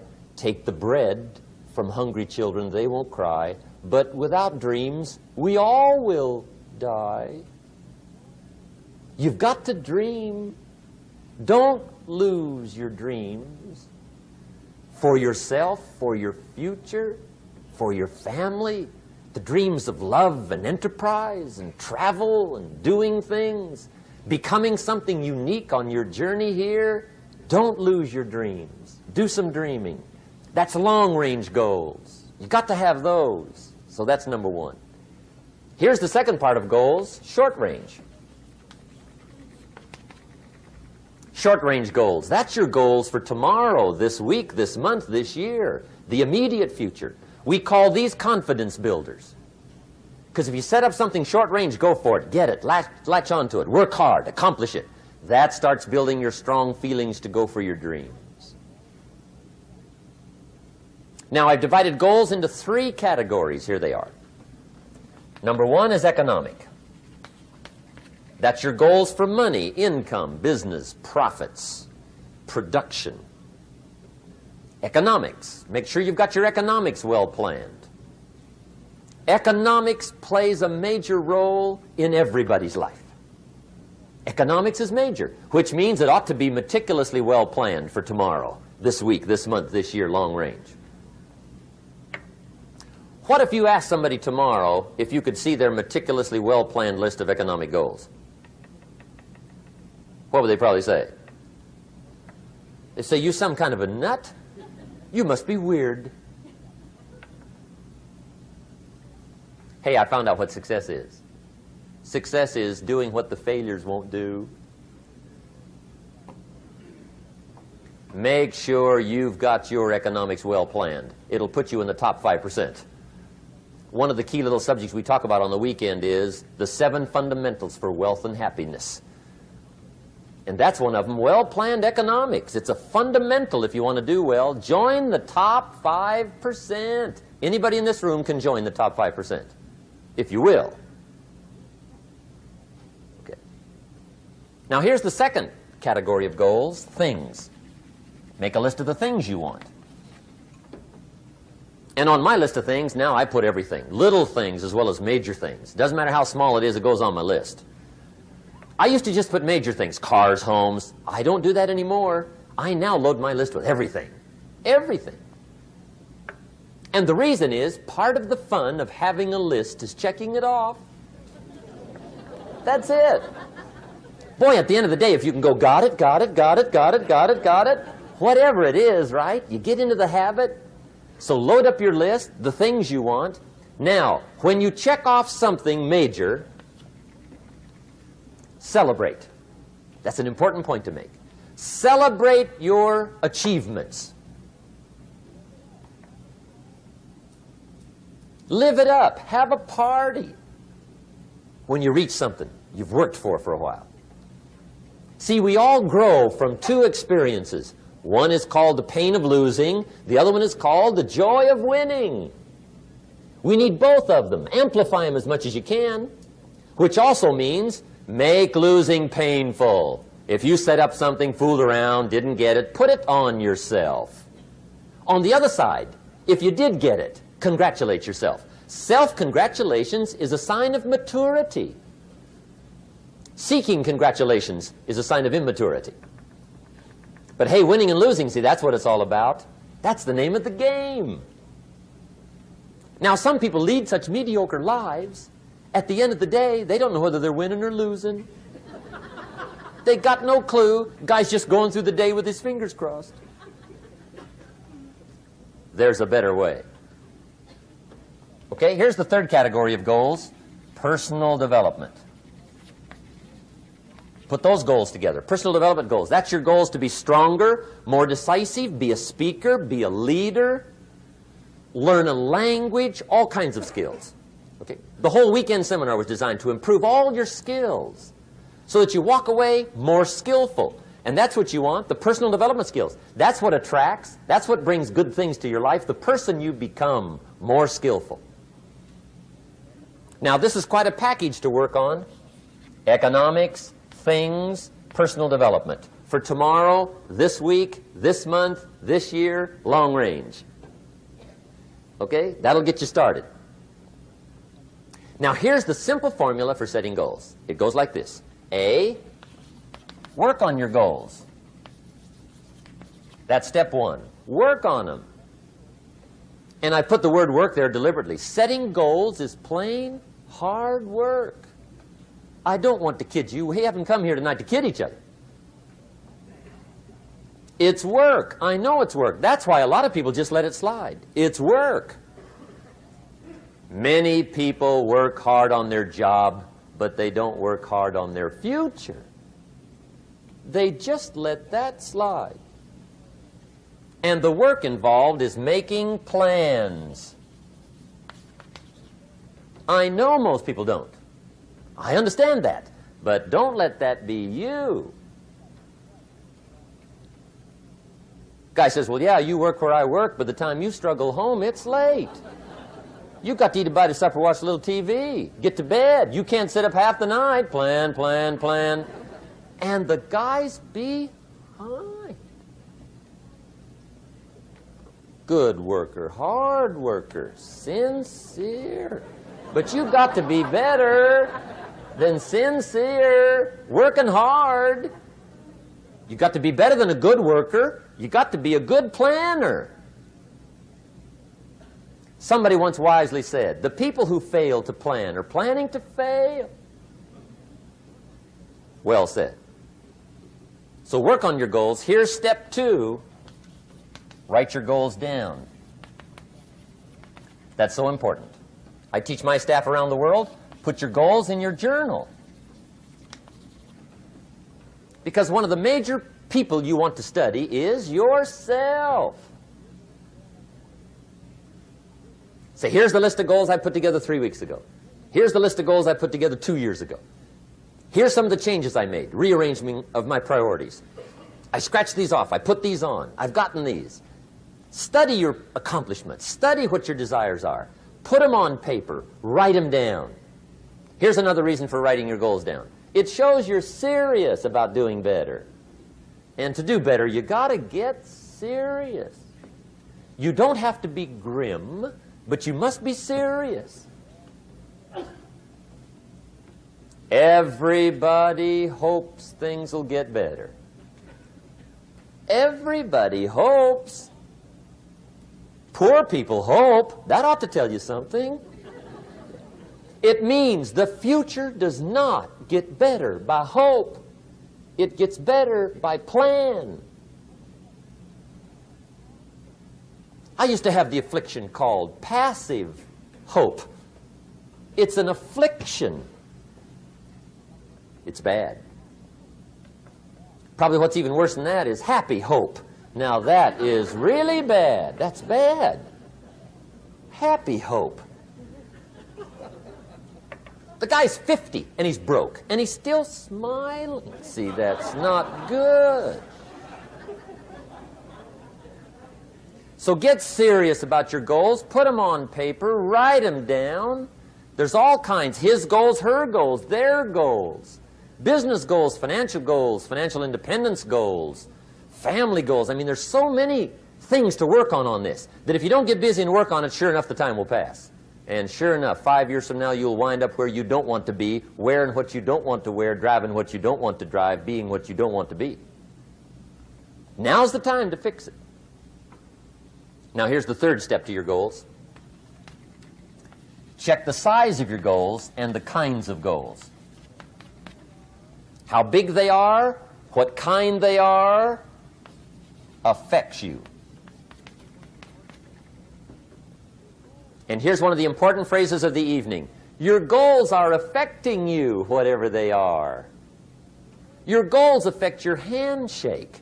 Your goals affect your attitude, personality. Your goals affect the way you walk, the way you talk, the way you dress. All day long, we're being affected by our goals. Now, some people have goals, but they have such lousy goals. The effect is bad. I asked a guy one time, what are your goals for this month? The guy said, look, if I could just scrape up enough money to pay these lousy bills. That was his goal. I'm not saying it isn't a goal. It's a goal, but it's such a lousy goal, the effect is bad. You don't jump out of bed on Monday morning and say, oh boy, another chance to go out and scrape up the money to pay my lousy bills. See, you don't do that. Usually you say, oh, not another Monday.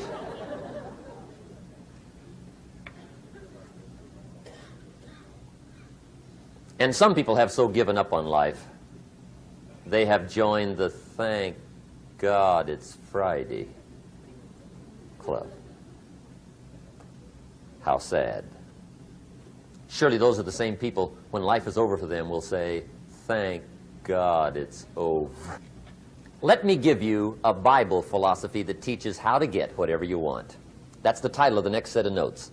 How to get whatever you want. From the Bible.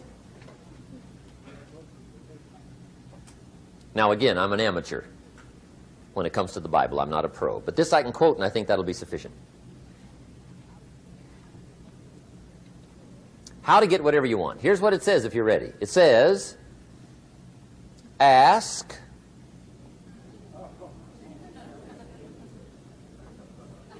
That's it. End of notes. Ask. If there's one art in life to learn extremely well, that's got to be one of them. The art of asking. What does ask mean? Ask means, what do you want? And the formula is staggering. It says ask and what?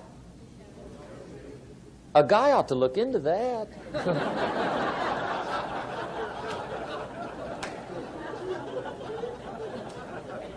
He says, yeah, but you work where I work, by the time you struggle home, it's late. You got to eat a bite of supper, watch a little TV, get to bed. You can't sit up half the night, ask. And the guys behind. See, you've got to be better than a good worker. You've got to be a good asker. Now, let me give you 3 key points on asking and receiving. This can do it. Number 1, asking is the beginning of receiving. Asking starts a unique process, mental and emotional. I don't even know how it works. All I know is it works. It's like pushing a button and all this machinery starts working. I don't know how. It just works. There's a lot of things you don't need to know how. Just work them. Some people are always studying the roots. Others are picking the fruit. I mean, it depends on what end of it you want in on. Asking is the beginning of receiving, so start the process. Here's number 2. Receiving is not the problem. Receiving is automatic. Now, if that's true, receiving is not the problem, what's the problem? Failure to ask might be one of your major problems. I don't know. Check it out. The guy says, oh, now I see it. I got up last year and hit it every day, but there's not a scrap of paper with my goals on it. Good worker, poor asker. So you got to change that. Here's number 3. Receiving is like the ocean. There's plenty, especially in California. It's like an ocean here.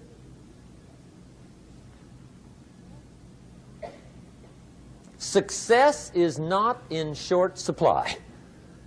It isn't rationed, and you stepped up to the window and it was all gone. No, no, no. It's like an ocean here. Now, if that's true, what's the problem? Well, some people go to the ocean with a teaspoon. Have you got the picture?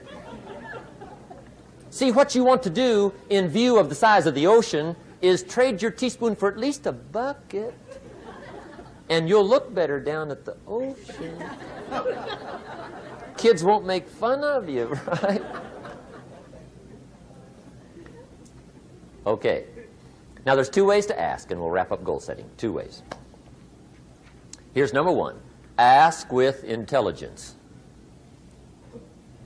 It didn't say ask intelligently, but I'm sure it meant that. Don't mumble. You don't get anything by mumbling. Be clear. Be specific. Intelligent asking means how wide, how high, how soon, when, what size, what color, how much. Define what you want and describe what you want. That's powerful. In the weekend seminar we teach, goals become like a magnet. They pull you that direction. And the better you describe them, the more they pull. So ask intelligently. Here's number 2. Ask with faith. That's the childish part of the equation. Believe you can get what you want like a child. Not an adult. Adults are too skeptical. So the formula really reads, make plans like an adult and believe in them like a child. And the most incredible things will happen. Just try it for 90 days. Just try it. You can always go back to the old ways. Just try it. Just 90 days, 90 days. Now, here's the last qualifying phrase on goal setting, as we promised to qualify everything. And it simply goes like this. Remember, you won't get everything you want. And we've already studied the reason for that. Simply, sometimes it hails on your crop and rains on your parade. It's that kind of planet. So you won't get everything you want, but if you will work this goal-setting formula, you can get plenty for wealth and happiness. Okay, that's goal setting. We use it around the world. We recommend it. Now, maybe it won't work as well for you as it has for me. I don't know. Maybe not. But what if it did?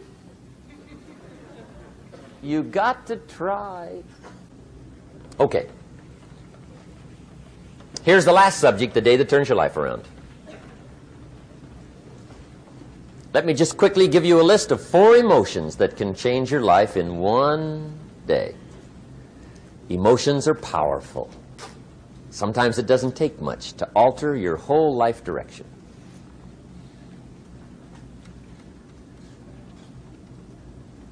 Okay, here they are. Number 1, disgust. Powerful emotion. Disgust says, I have had it. See, that could be the day. The day you can say, I've had it.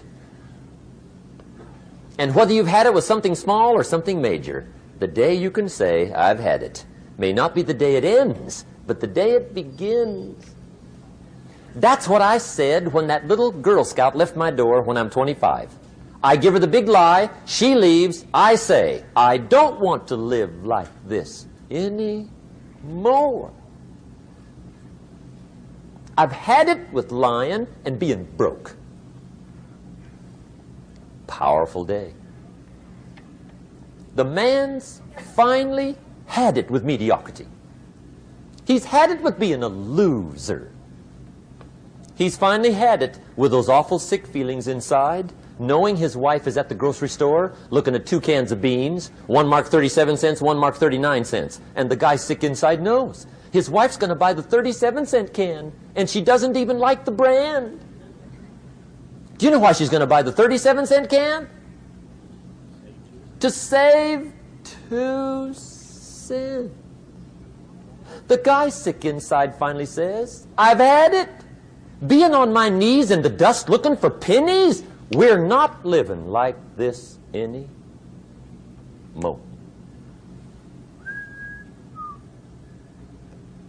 Could be the day that turns your life around. The day you can say, I've had it. He walks into his closet and rips everything in it to shreds and says, I've worn this embarrassing stuff for the last time. And not only will I never wear it again, no one else will ever wear it again. Commit an act that says, I've had it. Powerful. Here's the next one. Decision. And decision making is powerful. And it's emotional. That's those knots in the pit of your stomach, right? Waking up in the middle of the night in a cold sweat, trying to decide. We sometimes call it inner civil war. What shall I do? Well, for progress, you must decide. The best advice I can give you came from a wealthy friend of mine who said, if it's easy, do it easy. If it's hard, do it hard. Just get it done.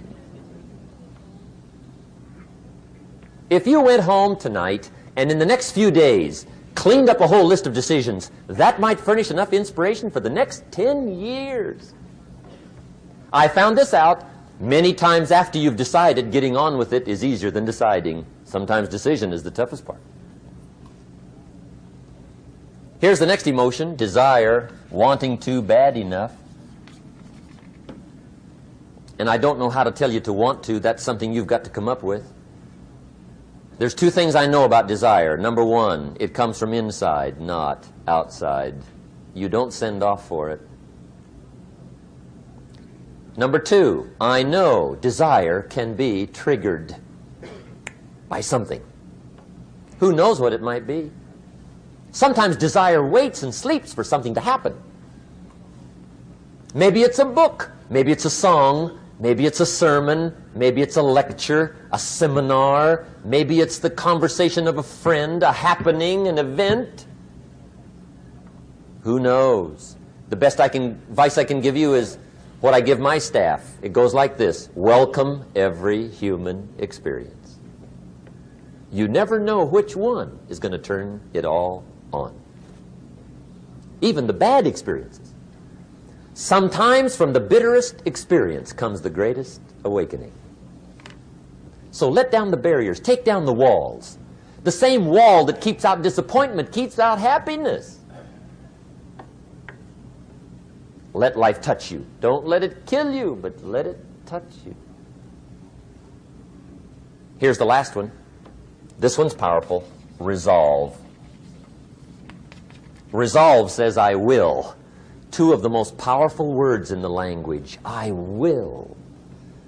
Benjamin Disraeli once said, nothing can resist a human will that will stake even its existence on the extent of its purpose. Shortly put, I'll do it or die. See, that's powerful. That could be the day that turns your life around.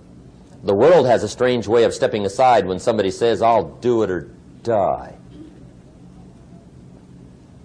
The man says, I will climb the mountain. They've told me it's too high, it's too far, it's too rocky, it's too difficult, it's never been done before, but it's my mountain, I will climb it. Pretty soon you'll see me waving from the top. Or dead on the side, because I ain't coming back.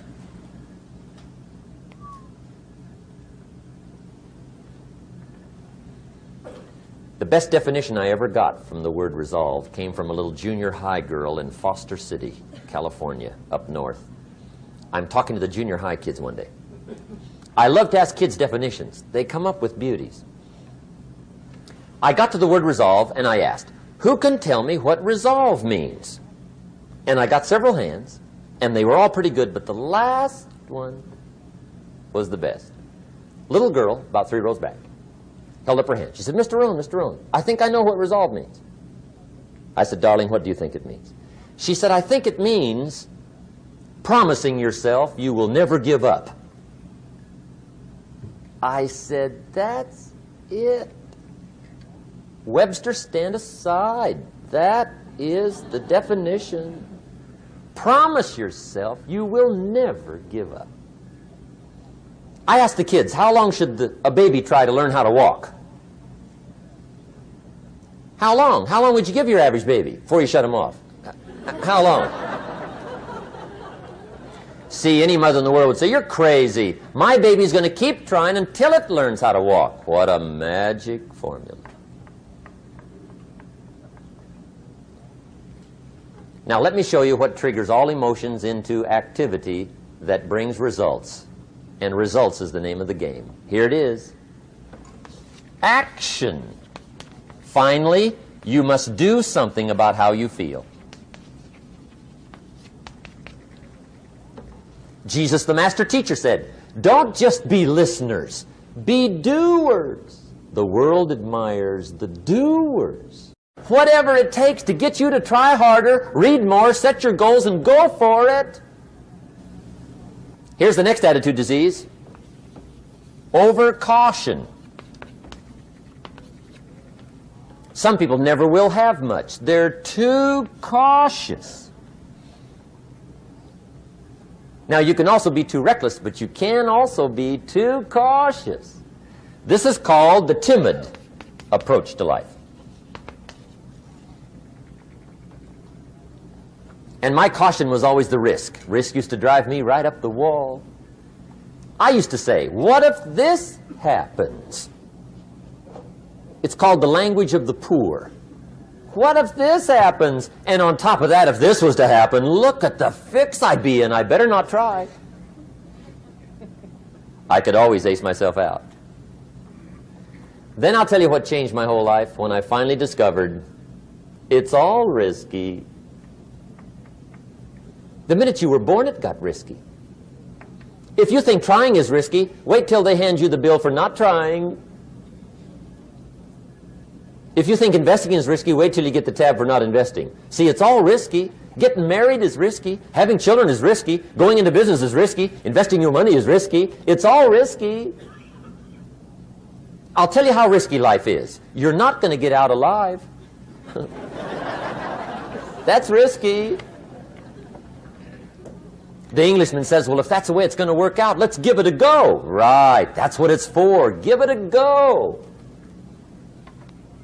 Somebody says, yeah, but I'm looking for safety and security. Fine, then huddle in a corner. We'll cover you with a sheet, bring you 3 meals a day. And we'll protect you, feed you, look after you, care for you. We won't let anything happen to you. And you'll probably live to be 100. The guy said, well, yeah, I'd live to be 100. But what a way to live. Right. What a way to live, safe and secure. Don't ask for security. Ask for adventure. Better to live 30 years full of adventure than 100 years safe in the corner. And see, it's not important how long you live. What's important is how you live. Here's the next attitude disease. We're almost through with this motley list. In fact, we're almost through. Hang on. The next one is pessimism. Pessimism, the deadly disease of always looking on the bad side, the problem side, the difficult side, checking all the reasons why it can't be done. The poor pessimist leads an ugly life. He doesn't try to figure out what's right. He tries to figure out what's wrong. He doesn't look for virtue. He looks for faults. And when he finds them, he's delighted. How ugly. This is the poor guy who looks through the window, doesn't see the sunset. He sees the specks on the window.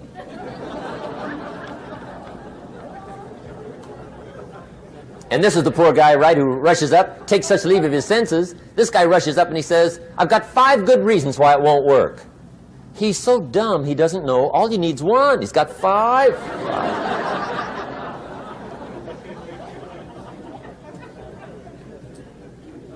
To the pessimist, the glass is always half empty. To the optimist, the glass is half full.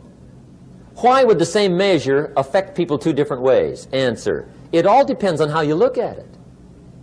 Our lives are mostly affected by the way we think things are, not the way they are. The way we think they are affects us most. There's a subject we don't have time to get into tonight called better thinking habits. One of the major things Shoaff taught me when I met him, he said, poor thinking habits keeps most people poor.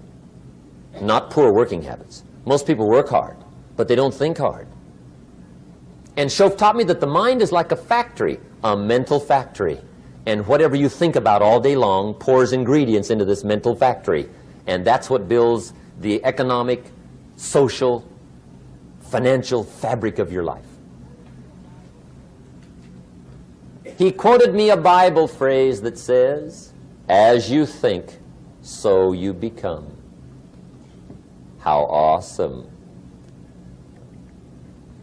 When he talked about poor thinking habits, he had me. I used to start the day reading the morning newspaper. I mean, you can believe that or not. I'd get a cup of coffee and read the paper. I'd load up on wars and riots and murders and stabbings and killings and bank robberies and muggings and car wrecks and tragedies. I'd even read the back pages. I seem to like that stuff for some weird reason. I'd load up on all that, and then I'd start the day. You can imagine the kind of days I used to have. You walk around on your financial knees. They call you economic peewee.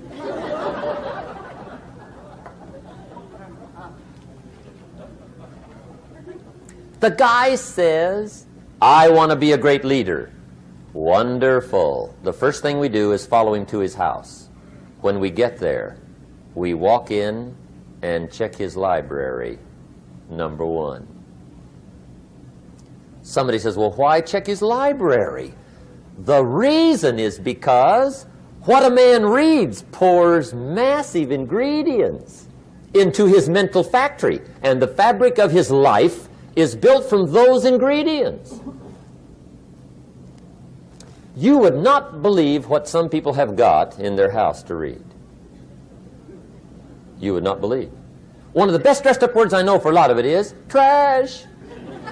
Can you imagine dumping a barrel of trash into this mental factory every day and coming out with a rich, dynamic, positive life? It can't be done. You might as well try making a cake with cement. The kids back in Danbury, Connecticut, high school, they're asking me questions one day. I'm talking to the kids. Kids got good questions these days. One of them said to me, Mr. Rohn, how do you build the good life? I said, it's simple. It's not easy, but it's simple.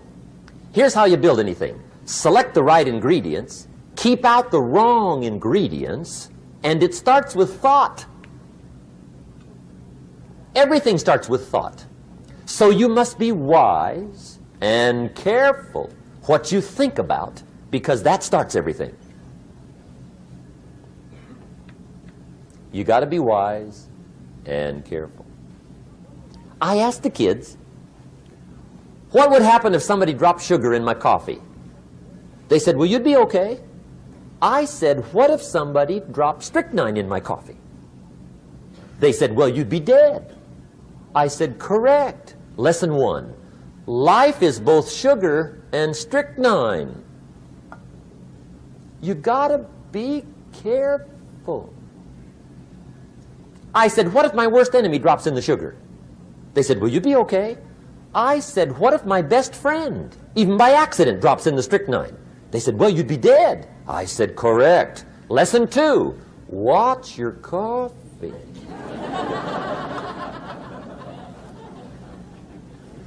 You got to be careful. See, it doesn't matter who hands you the bad stuff. It doesn't matter where you get the bad stuff. It'll still do its damage on your bank account, wherever you get it. Mr. Shoaff gave me one of the greatest phrases when I first met him, when he said, Jim, every day stand guard at the door of your mind. How important. Stand guard at the door of your mind. And you decide what goes into your mental factory. Don't let anybody just dump anything they want to in your mental factory, because you've got to live with the results. Okay, here's the last disease, and we're through with this list. In fact, we're almost through. Hang on. The last subject is very brief. The last disease, but this one is deadly. Engage in this one, indulge in it even slightly, and you might as well forget the future, because it's going to forget you. Complaining, crying, whining, griping, a Bible word called murmuring. See, that'll ace your future. Spend 5 minutes complaining, and you have wasted 5. And you may have begun what's known as economic cancer of the bone. Surely they will soon haul you off into a financial desert and there let you choke on the dust of your own regret. I hope I said that well, so you won't forget. It's a deadly disease. If you don't think it's bad, ask the children of Israel of Old Testament fame. Typical of us all, their story just happened to get in the book. Story says, children of Israel were slaves. God performed a series of dazzling miracles and got them out. And now they're heading for the promised land. Remember the story? Heading for the promised land. Tragedy of the story, they never got there. Reason. From day one, they started to complain. They griped about the water. They griped about the weather. They whined and cried and griped about the food. They griped about the leadership. They whined and cried because it was too far, too cold, too hot, too difficult, too miserable. I mean, they whined and cried for years. Finally, God said, I've had it, trip canceled. Or something like that. The story says they died in the desert, never got to the promised land. Which I think means 2 things. Indulge in this long enough, you get your future canceled. And I guess it also means even God himself can only take so much.